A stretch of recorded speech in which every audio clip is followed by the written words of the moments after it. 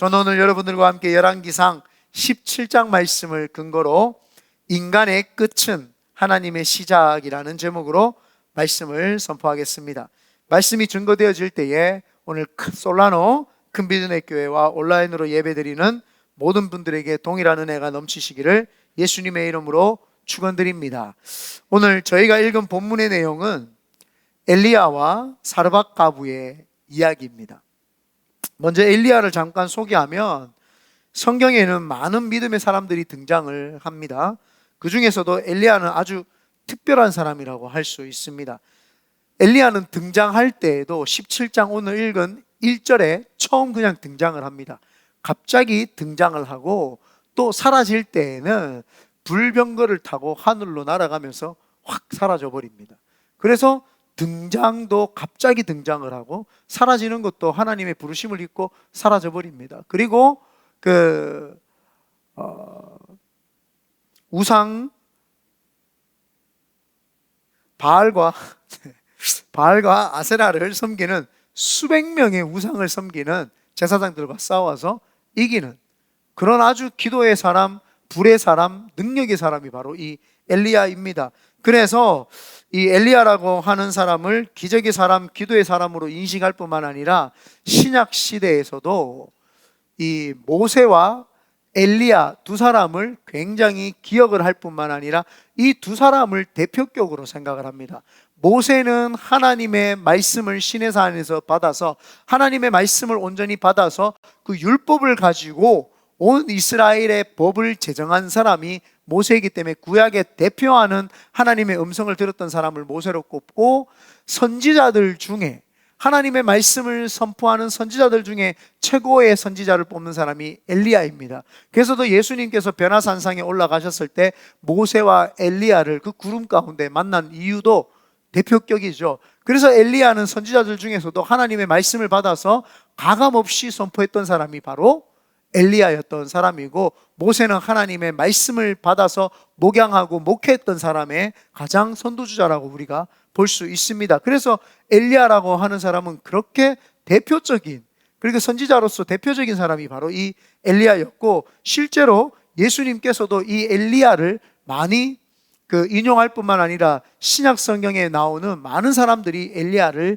인용을 합니다. 그리고 이스라엘 백성들이 엘리야를 기억했던 것, 주님이 히브리 말로 엘리 엘리 라막 사바단이라고 하니까 엘리야를 부르는가 이렇게 생각할 정도로 엘리야에 대한 어떤 환상과 이 새로운 메시아가 오면은 엘리야처럼 갑자기 나타나서 이 땅을 변화시키고 우상들을 척결을 하고 하늘나라에 들림을 받아서 올라갈 것이다라고 하는 그런 환상까지 꿀 만큼 엘리야라고 하는 사람을 위대한 선지자로 봤던 거죠.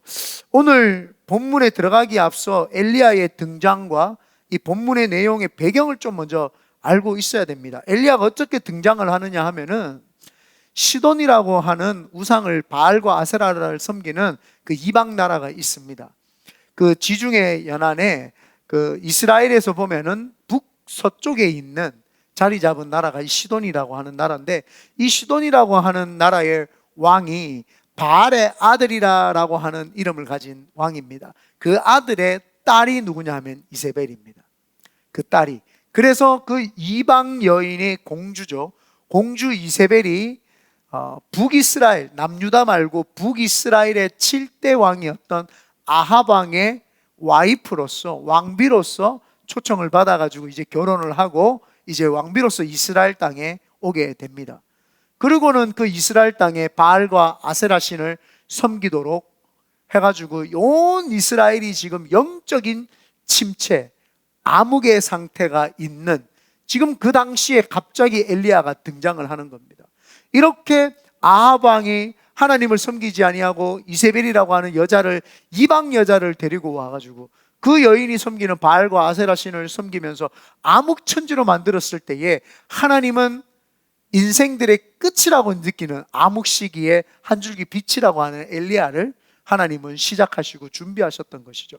그래서 엘리야가 빛으로서 뚝 떠오르면서 엘리야가 왕 아합 왕을 찾아가서 이야기한 말이 그겁니다. 하나님이 내가 지금 선포하는 말이 아니면은 하나님이 비를 내려주시지 않을 것입니다. 이 엘리야의 첫 등장이 뭐냐? 아합왕을 만나가지고 비 안 내려줄 것이야 라고 하는 그 선포가 바로 이 엘리야의 첫 등장입니다. 오늘 1절에 보면은 길르앗에 우거하는 자 중에 디셉 사람 엘리야가 아합에게 말하되 내가 섬기는 이스라엘의 하나님 여호와께서 살아계심을 두고 맹세하노니 내 말이 없으면 수년 동안 비도 이슬도 있지 아니하리라 하니라. 그래서 3년 6개월 동안 비를 멈춰버리는 역사를 만들어내면서 시작하면서 등장했던, 그냥 그 앞에 아무 이야기가 없다가 갑자기 짜잔 하고 등장을 하는 사람입니다. 하나님은요, 암흑기일수록 하나님의 역사는 나타납니다.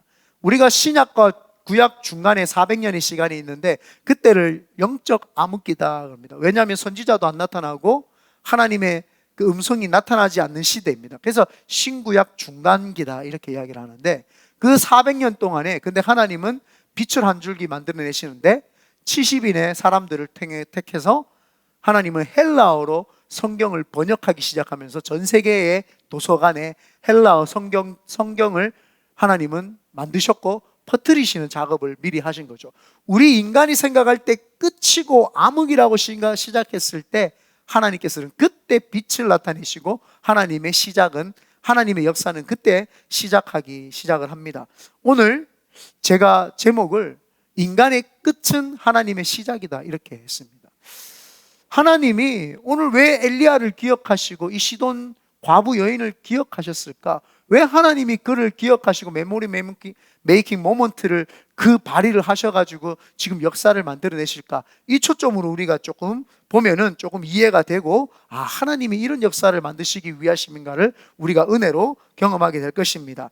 오늘 하나님께서는 그래서 엘리야에게 그 선포를 하게 한 다음에 이제 엘리야를 그냥 두면은 엘리야가 죽음에 처하게 되겠죠. 이세벨이나 아합 왕에 의해서 잡혀가지고 처형당하게 됩니다. 그랬더니 하나님께서 엘리야에게 지시를 합니다. 저 동쪽에 가면은 그릿 시내가라는 곳이 있는데 거기에 가서 숨어라고 합니다. 그래서 엘리야가 그릿 시내가에 가서 숨습니다. 등장은 당당했는데 뒤에 숨어가지고 그릿 시내가에 숨어 있습니다. 그때 하나님께서 까마귀를 통해서 떡과 고기를 배달해 줍니다. 딜리버리 서비스까지 주님이 아주 섬세하게 역사해 주시죠. 그래서 그것을 통해서 먹고 마셨는데, 그 그릿 시내가에서 물이 나오는 그 물을 마시면서 있었는데 가뭄이 오래 시간이 지나되니까 그 시내가도 말라버리는 거예요. 그러니까 엘리야라고 하는 사람이 갈 곳을 잃어버리는 장면입니다. 오늘 본문 5절, 6절, 7절에 보면은 그가 여호와의 말씀과 같이 하여 곧 가서 요단 앞 그릿 시내가에 머물매 까마귀들이 아침에도 떡과 고기를 저녁에도 떡과 고기를 가져왔고 그가 시냇물을 마셨으나 땅에 비가 내리지 아니하므로 얼마 후에 그 시내가 마르니라. 이제 도망가야 되는데 막막한 거예요. 이제 도망가야 되는 그 찰나에 막막하게 이제 먹을 것도 없고 마실 물이 없으니까 엘리야 입장에서는 이제 다시 한 번의 끝이 이제 온 거예요. 하나님, 제 인생에 이게 끝입니까? 할 때 하나님이 엘리야에게 다시 말씀을 하는데, 시돈 땅에 가서 사르밧이라는 곳에 가면은 과부 하나가 있는데 그 과부가 너에게 먹을 것을 줄 것이다. 우리가 성경을 이해하는 것은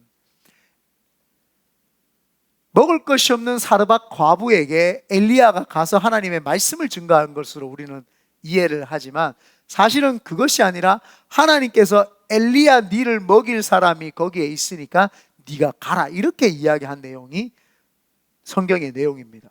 그래서 엘리야가 그 음성을 듣고 그 시돈이라는 곳에 가서 사르밧 과부 집에 가고 그 과부에게서 떡을 가져오라 이렇게 하는 내용이 바로 그 내용입니다.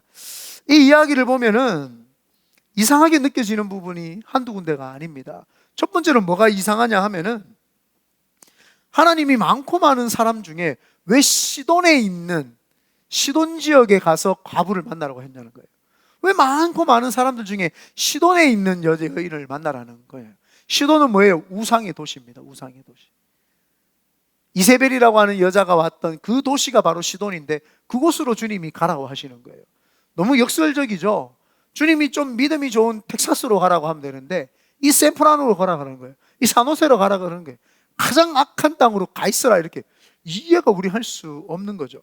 하나님의 일은요, 이해할 수 없는 일들이 많이 벌어집니다. 인간이 이해한다고 해서 하나님을 이해할 수 있는 부분이 아니죠. 두 번째 이상한 거는, 왜 이방 여인 중에서도 부자한테 가라고 하면 되는데 왜 과부한테 가라고 하냐는 거예요. 그것도 애 딸린 과부예요. 지질이 궁상, 너무너무 가난한 사람, 그 사람에게 하나님이 가라고 하죠. 그런데도 엘리야는 우상의 땅으로 가고, 그리고 가난한 과부에게 가라고 했는 하나님의 음성을 듣고 가게 됩니다. 하나님의 선하심을 믿는 거죠. 우리가 하나님을 이해할 수 없지만요, 하나님의 선하심을 믿고 반응하고 나아가면은 신기하게도요, 하나님의 역사하심을 나중에 깨닫게 되고 그게 은혜였음을 알게 됩니다. 그래서 오늘 말씀이 증거되어질 때 여러분에게도 동일한 은혜가 있게 되시기를 예수님의 이름으로 축원드립니다. 첫 번째, 인간의 끝은 하나님의 시작입니다. 본문에 나온 과부는 무척이나 가난하죠. 그가 얼마나 가난했는지 가진 것이라고는 가루 한 줌과 기름 몇 방울밖에 지금 남아있지 않습니다. 여기에 참 슬픈 현실은 그가 이것을 먹고 이제 죽으려고 한다라고 하는 사실이에요. 이 여인에게 지금, 인간의 이 여인에게 끝이 다가온 거예요. 이걸 먹고 자식과 함께 죽겠다라고 하는 그 부모의 심정, 그거는 누가 알겠습니까? 아무도 알지 못합니다. 이 사람에게는, 이 과부에게는 이제 인생의 막다른 골목이고 막다른 길이고 끝입니다. 벼랑 끝에 서 있는 거죠. 이 여인에게 끝인데 그때 한 줄기의 빛이었던 엘리야가 옵니다. 근데 엘리야가 와가지고 주머니에 있는 걸 가져오면서 하나님이 당신에게 구제 현금을 나눠주라고 했습니다 하고 돈을 주면 참 좋을 텐데, 주님 그렇지 않습니다. 내가 목마르니까 물 좀 가져다 주세요. 여인에게 일을 먹는 거예요. 헌신시키는 거예요. 몸으로 봉사하라는 거예요.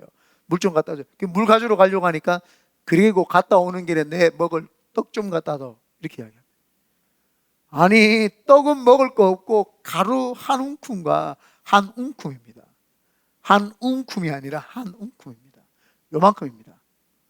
요만큼과 기름 몇 방울밖에 없습니다 하니까 이야기를 합니다. 하나님께서 그 가루를 떨어지지 않게 하고 기름을 떨어지지 않게 할 거니까 가져오라. 내가 그거를 먹고 죽으려고 했는데 주님은 가져오라고 이야기를 합니다. 너무 이해가 되지 않는 부분이죠. 벼랑 끝에 있는 사람을 그냥 확 밀어버리는 거예요. 지금. 야, 너 벼랑 끝에 있냐? 너 떨어져 하고 지금 밀어버리는 거예요. 상한 갈 때 꺾어버리는 거예요. 이 상했네 하고 딱 꺾어버리는 거예요. 꺼져가는 등불, 야, 다 꺼졌다, 새 거 등불이라고 치워하고 꺼버리는 거예요. 주님의 말씀하고 너무 상반되죠. 상한 갈 때 꺾지 않으시고 꺼져가는 등불 끄지 아니하신다 했는데 그냥 꺼버리고 벼랑에서 밀어버리고 넘어져 있는 자들 더 밟아버리는 거예요. 일어나지 말라고. 지금 그런 겁니다. 하나님을 이해할 수 있습니까? 이해할 수 없는 대목입니다. 우리가 하나님을 이해한다, 참 힘든 일이죠. 하나님 이해할 수 없는 일을 지금 시키죠. 감당할 수 없는 시험을 지금 허락하시는 거예요. 준비되어 있지 않는 사람, 준비가 되어 있는 사람 같으면 또 몰라도, 돈이 좀 있는 사람한테 떡 달라, 떡만 주겠어요? 빵도 주고 뭐 카스테라도 주고 좋은 것들 막 다 해가지고 다 주겠죠. 준비되어 있으니까. 그 준비된 사람을 쓰시면 되는데, 주님은 쓰시는 사람을 볼 때 하나님은 준비를 되지 않는 사람에게 하나님은 요구를 하신단 말이에요.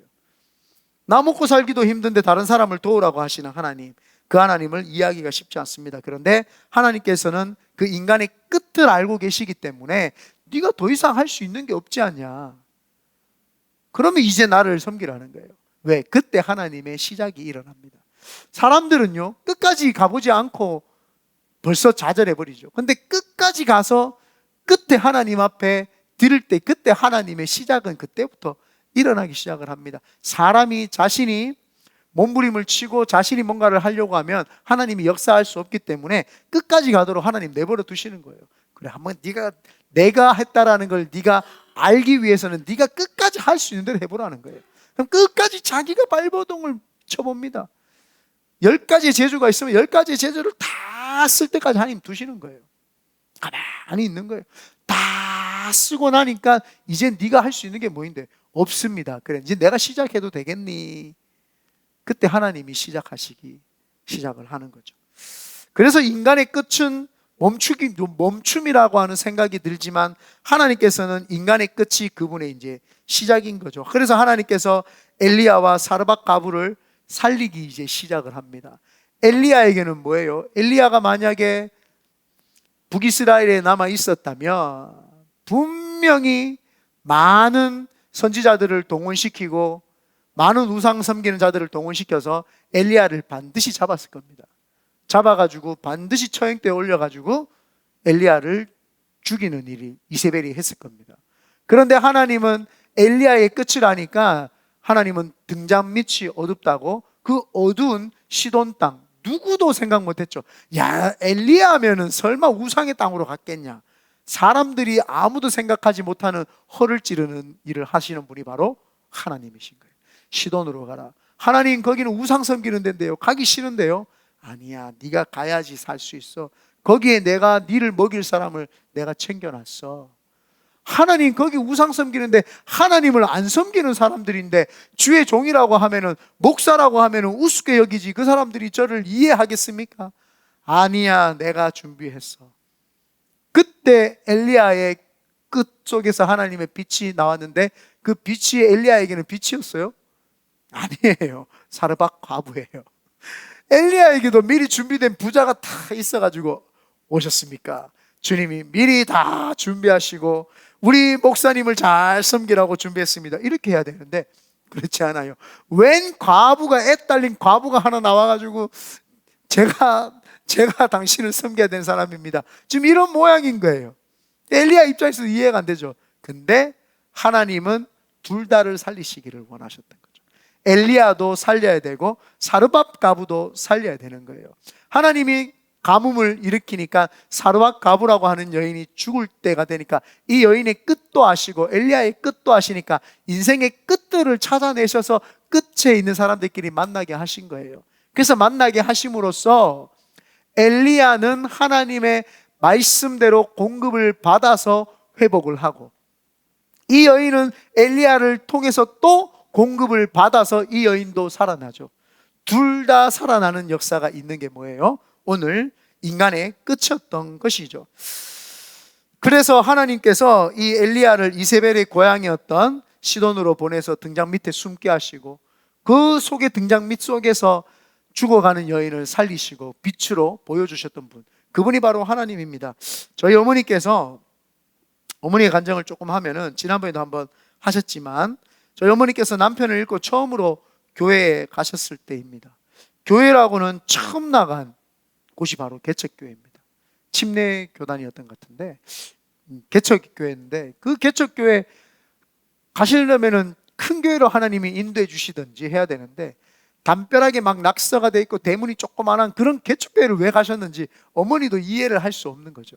그냥 발길이 거기에 옮겨져서 글로 이제 가게 된 거예요. 똑같은 그 거리에는 좋은 교회들이 많았어요. 제가 생각해도 저희 집 바로 앞에 서대구 교회가 있었어요. 서대구 교회도 뭐 큰 교회는 아니었는데 한 100여 명 되는 교회인데 서대구 교회가 있었고 거기서 조금만 더 가면 성산교회가 있었고 뒤로 가면 동산교회가 있었고 그렇게 많은 교회가 있는데 그 가까운 교회보다 조금 더 가셔가지고 개척교회를 가신 거예요. 이해를 할 수 없는 거죠. 그 개척교회 갔는데 어머니가 보니까 개척교회가 여러분 말 그대로 개척교회잖아요. 다 시작을 해야 되는 거니까 볼롯불에 그 성도 한 분이 밥을 하고 계시는 거예요. 그 어머니가 그 모습을 보니까 너무 가슴이 아픈 거예요. 하나님, 내 처지나 이 교회 처지나 똑같은 거예요. 남편 잃고 두 자식 키워야 되는 이 여인의 처지와 이 교회 와 보니까 골로불에 이렇게 일반 가정에 가스레인지 하나씩 다 있는데 교회에서는 골로불에 밥을 하고 있는 그 모습을 보니 어머니가 자기 자신처럼 느껴지는 거예요. 그러면서 하나님이 감동을 주십니다. 이 교회에 가스레인지를 주러. 한 푼이라도 남편이 잃었으니까 한 번도 직장 생활을 해보지 않은 여자가 돈이라고 하는 걸 조금이라도 더 모으고 가지고 있어야 되는 그 시간에 하나님이 감동을 주는 거예요. 이 교회에 가스레인지 해주라. 가스레인지. 그러니까 어머니 마음에서 발동이 일어나기 시작하면서 가스레인지를 해줘야겠다 싶은 생각에서 그 예배를 마치고 그 길로 전자상가에 가가지고 가스레인지를 사가지고 그 교회에다가 주고 어머니는 다른 교회를 간 거죠. 그 교회 입장에서는 하나님이 그 교회에, 개척교회에 내가 너희들을 버리지 않았다, 개척교회지만 하나님이 까마귀를 통해서 먹이고 입힌다라는 것을 알게 하시면서 그 교회에게는 힘을 주시고, 우리 어머니에게는 교회에 가서 그렇게 첫 마음에 가스레인지를 헌신하게끔 했던 거, 지금 뒤돌아보니까 우리 가정을 하나님이 축복해 주시기 위한 하나의 밑거름이었던 거죠. 그 밑거름 때문에 제가 뒤돌아보면은 메모리 메이킹 모먼트, 내 같은 사람을 하나님이 기억해 줄 리가 없는 거예요. 하나님이 왜 제 같은 사람을 기억해 줄까요? 왜 우리 어머니를 기억하고 우리 누나를 기억하고 저를 기억해 줄까요? 어머니께서 하나님의 감동에 끌려서 그 교회 갔을 때 했던 그 헌신들, 가만히 생각하니까 내가 하나님으로부터 많은 축복을 받은 것은 내가 내 스스로 잘한 게 없어요. 뒤돌아보면 죄밖에 없잖아요. 여러분들은 안 그런가요? 의인이신가요? 감사하네요. 아멘 끝까지 없는 거 보니까 의인이시네요. 저는 제 삶을 뒤돌아보니까 죄밖에 없어요. 하나님이 저를 기억해 주는 순간이 없어요. 그래서 그 어머니를 보면서 내가 가만히 보니까 그때 하나님이 우리 가정을 기억해 주시려고 했구나. 그래서 그 인생의 끝에 있는 그 모든 것들을 살리시기 위한 것이 하나님의 계획이었던 거죠. 엘리야를 이방 여인에게 하나님께서 부탁하신 이유는 둘 다를 살리시기 위함이에요. 우리 큰비드네 교회가 왜 이 베이 지역에 또 이렇게 하나님이 로스알토스에 교회를 세우셨을까? 로스알토스도 살리시고 이 베이 지역도 살리시고 우리도 살리시기 위함이에요. 이 악한 곳에서 교회를 개척하지 않으면 우리가 믿음 없는 사람으로 그냥 대충 살아갈 게 뻔하니까 하나님이 니라도 기도하고 니 믿음도 챙겨야 되고, 기도하는 사람이 있어야지 이 지역에 하나님의 역사하심이 나타나니까 이 지역도 살리시려고 하는 거예요. 왜 개척시키시는지 몰랐는데 메모리 메이킹 모먼트, 하나님이 이 땅을 기억하시는 거예요.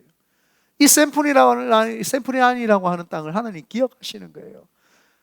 당시 가장 발달하기 전에 당시에 이 땅에 하나님 믿는 사람들이 많았고, 여기에서 대부분 선교사님들이 많이 파송이 됐어요. 샘프란을 통해서, 뉴욕을 통해서, 샘프란을 통해서 많은 선교사님들이 여기서 한국이라고 하는 조선 땅에, 중국 땅에, 일본 땅에 선교사들을 파송하던 지역이 바로 이 샘프란이죠. 이 샘프란을 하나님이 기억하시는 이유가 그건 거예요. 니네들이 기도해서 눈물을 흘리면서 선교했을 때 내가 기억을 한다. 근데 지금 이 땅이 타락했구나. 그래서 베이 지역에 큰비드네 교회를 세워서 큰비드네 교회 성도도 살려야 되고 이 베이 지역도 살려야 되니까 하나님이 기도하는 교회를 세우신다라는 겁니다. 한 사람이면 천을 쫓지만 두 사람이면 만을 쫓아요. 그럼 여기는 얼마나 많은 사람을, 악한 것들을 쫓아낼 수 있을까요? 천군 천사들이 싫어하는 거예요. 그래서 교회를 흔들려고 하는 이유와 목적도 있는 거예요. 흔들리지 말아야 되는 거예요. 마귀가 우리 가정, 내 개인, 교회를 흔드는 이유가 그거구나. 이 교회가 또 내 성도가 살아야 되는데 살지 못하게 하려고 하는 게, 그게 바로 마귀의 짓이라는 것이죠. 그래서 하나님께서는 인간의 인생의 끝일 때 시작을 알리시면서 빛을 주시고 역사를 만들어내시는 거죠.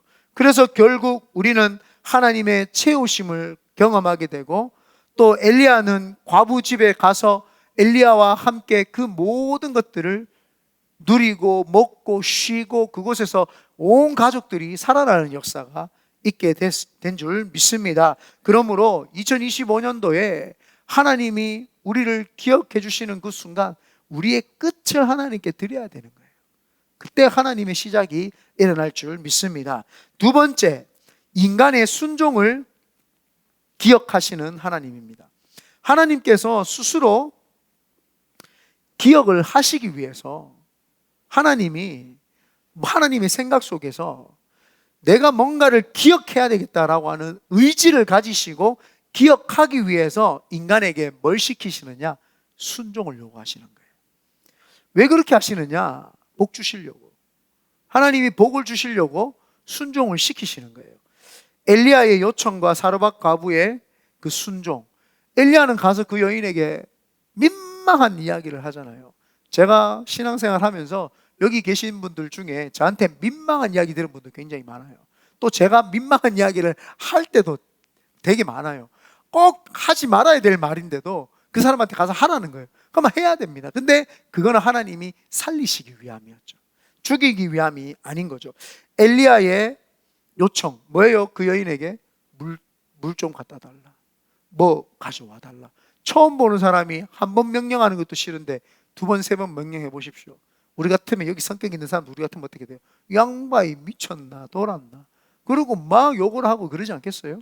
그런데 하나님께서 엘리야에게 그걸 시킨단 말이에요. 그러면 엘리야는 순종을 하는 거예요. 그 순종을 시키시는 이유가 뭐예요? 이 사르밧 과부 사건이 끝나고 나면은 무슨 사건이 있느냐? 그 바알과 아세라 신 850명과 이제 전쟁하는 시간이 나오는 거예요. 이 사건 뒤에 나옵니다. 이 사건 속에서 하나님이 엘리야를 보면서 네가 내 말에 순종하나 안 하나를 보고 순종을 하니까 더 큰 역사를 맡기려고 하는 거죠. 하나님이 뭔가를 시키시기 전에 작은 것부터 계속 시켜보시는 거예요. 이거 순종하는지, 저거 순종하는지, 이런 거 순종하는지, 어떤 거에 순종하는지 하나님이 자꾸 시켜보시는 겁니다. 자꾸 시켜보고 순종을 하니까 그제서야 하나님이 요 정도 되는 일도 맡겨도 되겠다. 비 안 오게 할 겁니다까지 시켜본 거예요. 근데 그걸 하는 거예요. 비 안 올 거예요 하고 도망가는 거예요. 요 정도는 순종을 하네. 자, 시돈 땅에 가. 하나님 싫은데요? 할 수 있잖아요. 그 우상 섬기는 땅인데요. 나 이세벨 싫어가지고 지금 외치고 왔는데 이세벨 땅으로 가라니 말이 됩니까? 근데 순종을 하는 거예요. 요것도 순종을 안 해? 과부 집에 가. 그것까지 순종을 하는 거예요. 그리고 과부에게 모진 소리 좀 해. 그것도 순종을 하는 거예요. 그러니까 하나님이 됐다. 내가 뭘 시켜도 얘는 하는구나. 순종을 통해서 하나님이 뭐예요? 기억을 하시는 거예요. 일부러 하나님이 순종을 시키시는 거예요. 왜요? 내가 엘리야를 기억하고 싶은데, 엘리야를 기억하고 싶은 거예요. 의도적으로 하나님 내 머릿속에 엘리야를 각인시키고 싶은데, 기억하고 싶은데 엘리야에게 뭘 하면 되지? 좋다, 엘리야에게 순종을 시켜야 되겠다. 엘리야 순종해봐라. 나 기억할게. 나 기억할 거야. 그래서 순종을 시켰더니 순종을 해내는 거예요. 그 주님 머릿속에 메모리 메이킹 모먼트 팍 기억되는 순간이 만들어지는 거예요. 하나님이 아브라함에게 이삭을 모리아산에 가서 바치라고 합니다. 내가 이제 네를 열국의 아비로서 내 머리에 기억을 완전히 안착시키고 각인시키는 시간을 네한테 시키는 거야. 몰라요, 아브라함은. 근데 그거를 합니다. 그때 하나님은 이삭을 죽이지 아니하고 수풀에 뭐가 걸려 있어요? 여호와 이레, 수풀에 수장이 걸려 있는 거예요. 수점소가. 그때 하나님이 뭐라 그래요? 아브라함이 이렇게 고백을 합니다. 하나님이 자기를 위하여 예비하시리라, 준비하시리라. 하나님이 자기를 위하여. 우리가 준비하는 게 아니라 하나님이 우리를 우리를 자신의 머리에 각인시키시려고 미리 준비 다 해놓으시고 순종을 요구하시는 거예요. 내가 너를 머릿속에 각인시키기 위함이기 때문에 내가 지금 너에게 순종을 요구한다.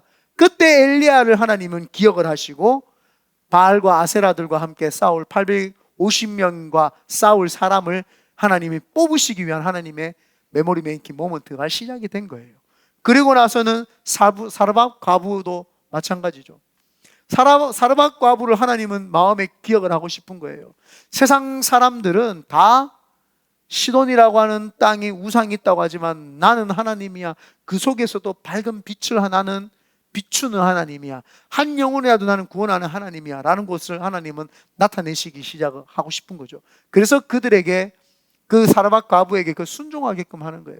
그 사르밧 과부가 그것을 순종하기 시작을 합니다. 순종을 하니까 하나님 머릿속에 딱 각인이 되어서 먹고 살게끔 해주는 거죠. 요 뒤에 사건에 보면은 16절 이후의 사건에 보면은 사르밧 과부의 아들이 죽습니다. 그때 엘리야가 그 아들의 몸에 3번 올라타면서 생기를 불어넣어서 아들이 살아나는 이야기가 뒤에 나오죠. 하나님은 사르밧 과부의 아들도 죽을 것을 미리 알았던 거예요. 그러니까 이 사르밧 과부에게 순종을 요구시키는 거예요.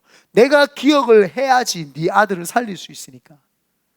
내가 메모리 메이킹 모먼트 내 머릿속에 사르밧 과부가 순종했다는 걸 기억을 해야지 네 아들이 죽었을 때 그 기억된 그 기억, 네가 그때 순종을 했지, 그때 이 아들을 살려낼 수 있는 하나님의 역사가 일어나기 때문인 거예요. 콩 심은 데 콩 나고 팥 심은 데 팥 나는 게 진리입니다. 믿음으로 하나님께 심고 순종으로 심고 헌신으로 심을 때 하나님이 그것을 기억하사 우리가 힘들고 어렵고 부족할 때 네가 그래도 그때 내 앞에서 믿음으로 반응했던 하나님이 기억해 주사 메모리 메이킹 모먼트를 발동을 시키셔서 그때 기적의 역사를 만들어 내시는 거죠. 저희 어머니가 그 가스레인지를 사고 그 이후에 조금 큰 교회에 이제 다니게 됩니다. 초신자들이니까 좀 이렇게 크고 이렇게 뭔가 배우고 싶은 교회에 가고 싶었던지 어머니도 조금 큰 교회로 이제 가게 됩니다.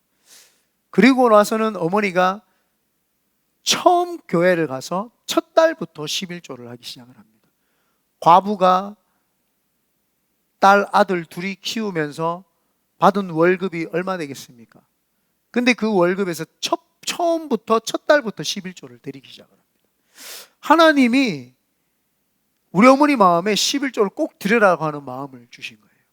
그러니까 과부가 그때부터 11조를 드리기 시작한 거예요. 남편도 없지 식당에서 가가지고 아침에 일찍 나가가지고 저녁 늦게까지 들어오면서 남의 그 식당에 가서 갈비집에 같은 데 일하면서 고기 잘라주고 불판에서 해주면서 벌었던 그 돈을 가지고 11조를 하나님 드린 거예요. 저희 집에 예전에 제가 어렸을 때부터 보면 어머니가 쓴 가계부가 아버지 돌아가시고 나서 제가 초등학교 2학년 때부터 돌아가시고 나서 가계부를 쫙 이렇게 써서 계속 책꽂이에 이렇게 책장에다 꽂아 놓으셨어요. 제가 어렸을 때 기억납니다. 초등학교 6학년 때, 중학교 때, 고등학교 때 꼭 그 가계부를 가끔씩 제가 뭔지 궁금해가 봤어요. 가끔씩 이렇게 가계부 열다 보면 딱 열면 돈이 떨어지고 그랬거든요.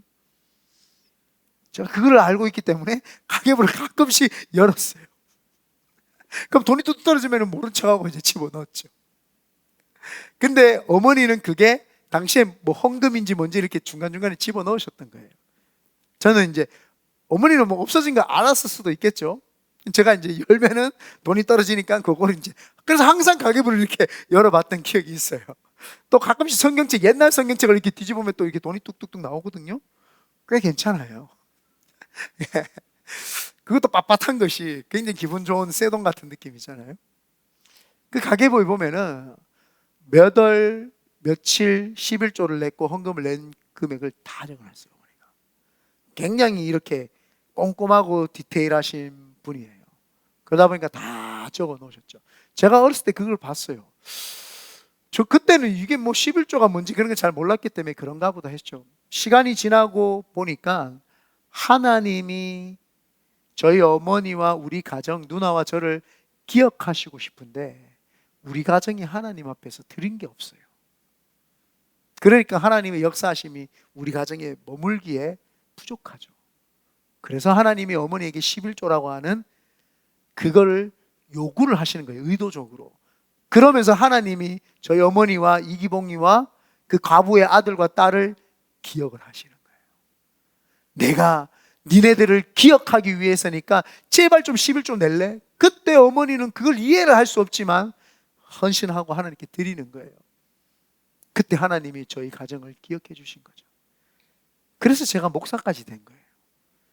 하나님의 역사는 우리가 이해할 수 없지만 그때 당시에 순종을 요구할 때 이해할 수 없어요. 왜 지금 이걸 시키시는지, 내가 왜 해야 되는지 알지 못합니다. 근데 하나님은 그걸 요구를 하시는 거예요. 왜요?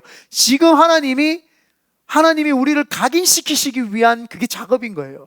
여러분에게 하나님이 지금 뭔가 헌신시키시고 순종시키시고 믿음으로 반응하길 원하십니까? 그게 지금 하나님이 당신을 하나님의 머릿속에 각인시키는 메모리 메이킹 모먼트가 발동되는 그 시간입니다. 근데 그거를 못하는 순간 하나님의 머리에서 지워지는 거예요.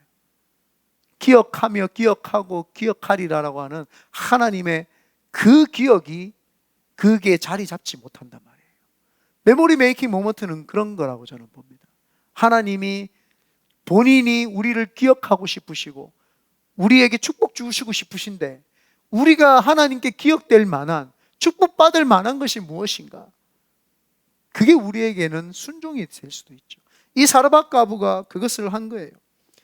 그래서 사르밧 과부가 거기에 순종을 했더니 하나님이 기억을 하사 뒤에 성경 구절에 아들이 죽으니까 하나님은 그걸 다시 살려내시는, 하나님이 인간의 순종을 기억하시는 그 하나님이 왜 그랬을까요?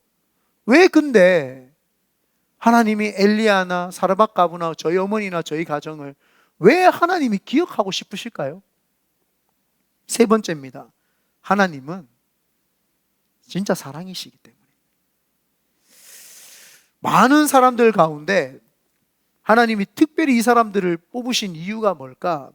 하나님은 모든 사람들을 다 특별히 다 뽑았어요.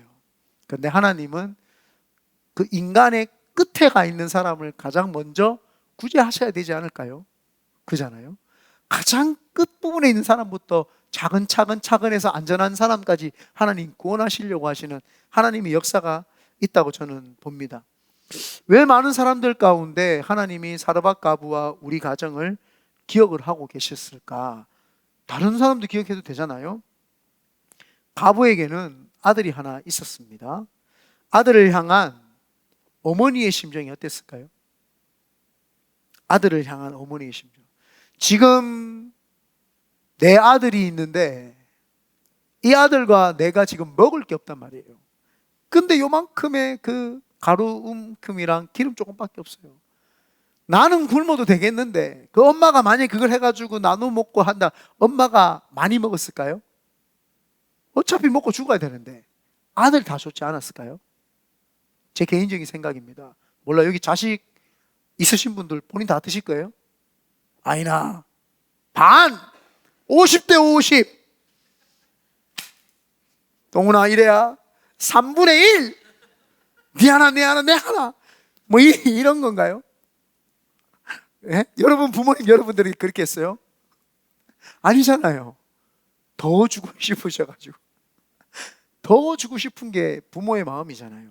이 사르밧 가부의 심정이 어땠을까요? 이거를 가만히 생각해 보면 여러분들은 여기 과부의 자녀들도 계시지만 저 같은 경우에는 그게 이해가 돼요. 양가 부모님 다 계신 분들은 어쩌면 이해 못할 수도 있어요. 저희 어머니가 저희를 키워오신 것을 제가 하고 기억을 하기 때문에 저는 이게 기억이 나요. 어머니가요 저를 찾아가지고 그 대구 동순로 시내 와가지고 저희 선배들한테 우리 아들 보내달라고. 그때는 제가 왜 철이 없었는지 몰라요. 그렇게 우리 선배들 잡고 우리 기봉이 보내달라고. 우리 기봉이는 악한 사람 아니다. 우리 기봉이는 여기 있을 사람이 아니다. 하나님 써야 된다고. 그 사람들한테 가가지고 우리 선배들한테요. 그 우리 선배들이 나한테 전화 와서 기봉아 너가 문에 오셨으니까 도망가라. 그러고 맨날 숨어 있고 막 그랬어요 제가. 그 어머니가 그 아들 하나 변화시켜 보려고 애지중지했던 거, 그 어머니의 심정이 어땠을까요? 억장이 무너지고 심령이 무너지고 세상을 다 잃은 것 같지 않았을까요? 그런데 하나님이 왜 이걸 우리에게 성경에 기록했을까요? 하나님의 마음이 그 사르밧 가부의 마음과 똑같다라는 거예요. 하나님이 우리를 보실 때 저 한 영혼이라도 좀 천국에 데리고 가고 싶고 좀 하나님께로 인도하고 싶은데 그 마음을 이해하는 사람이 없는 거예요. 그 마음에 하나님의 마음을 이해하고 있는 사람이 없는 거예요. 모든 사람들은 다 이기적이어서 자기 입밖에 생각을 안 하는 거예요.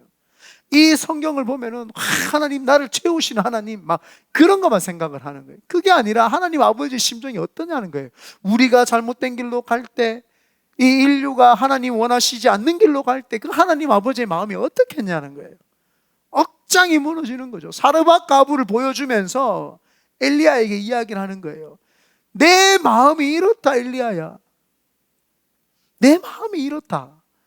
이 과부가 아들을 보면서 눈물을 흘리고 있는 것처럼 내 마음이 이렇다. 하나님 그거를 이야기를 하는 거죠. 우리가 잘 알고 있는 돌아온 탕자 이야기도 마찬가지입니다. 그 탕자라고 하는 것도 우리죠. 우리인데 그 탕자를 오기까지 버선발로서 문 앞에 나가서 아들이 언제 올까 오매방을 불만 기다리는 게 뭐예요? 하나님 왜 그걸 기억했어요? 우리 보고 너 회개해라 돌아오라. 아버지의 마음이 우선이란 말이에요. 아버지가 우리가 나가 있으면 그렇게 애탄다. 하나님 아버지의 마음을 확 집어넣은 거예요. 하나님이 제발 내 마음이 이렇다는 걸 좀 알으라는 거예요. 이 시대에 그 하나님의 마음을 아는 사람이 없어요. 지 여행 가기 바쁘고 지 놀러 가기 바쁘지 언제 하나님 마음을 이해를 해요? 그게 무슨 크리스천이냐고요. 그게 크리스천이라고 할 수 있어요? 아버지의 마음을 모르는 거네. 아버지의 마음을 알아야 되는 거예요. 왜 하나님이 엘리야야, 과부야, 이기복 목사야, 여기 있는 성도들아, 왜 내가 니를 기억하고 싶은 줄 알아? 그래서 내가 니를 기억하고 니도 나를 기억해야 되는 이유가 뭔지 알아? 내가 이 세상을 너무너무 사랑하기 때문이야. 이 말이에요.